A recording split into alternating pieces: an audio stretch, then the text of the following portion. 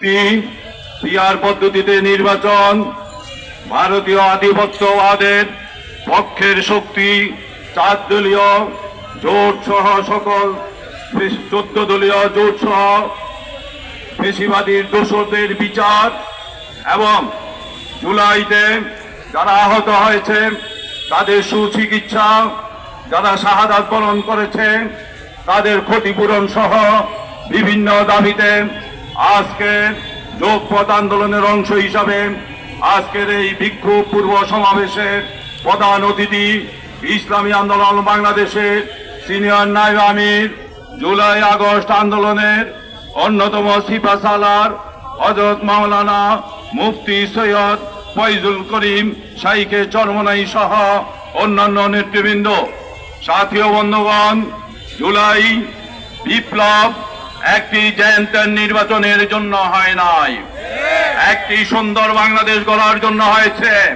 54 বছরে যেই নির্বাচনের পদ্ধতি আমাদের দেশে প্রচলিত রয়েছে, এই নির্বাচন পদ্ধতিতে আমাদের কোনো অধিকার প্রতিষ্ঠিত হয় নাই।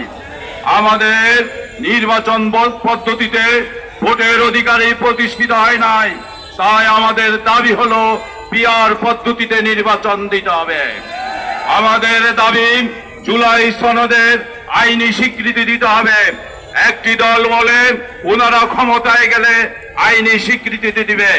আমাদের স্পষ্ট কথা, যেইভাবে চাঁদাবাজি করেছেন, দখলদারিত্ব করেছেন, 5 তারিখের পরে মানুষ দেখে ফেলেছে আপনারা কেমন সংস্কার করবেন আর জুলাই সনদের কেমন আইনি ভিত্তি দিবেন। আমরা স্পষ্ট ভাষায় বলে দিতে চাই, আমরা নির্বাচনের আগে আইনি ভিত্তি চাই, সকল সন্ত্রাসীদের গ্রেফতার চাই। ফ্যাসিস্ট চলে গিয়েছে, তাদের দোসররা এখনো রয়েছে, বিভিন্ন দলে গিয়ে আশ্রয় নিচ্ছে, নতুন করে চাঁদাবাজির টেন্ডার নিচ্ছে বিভিন্ন বড় দল থেকে। আমরা জুলাই আগস্টের বিপ্লবের একজন সৈনিক হিসাবে আমার বাংলাদেশকে সন্ত্রাসী চাঁদাবাজির অভয়ারণ্যে আমরা হতে দিতে পারি না।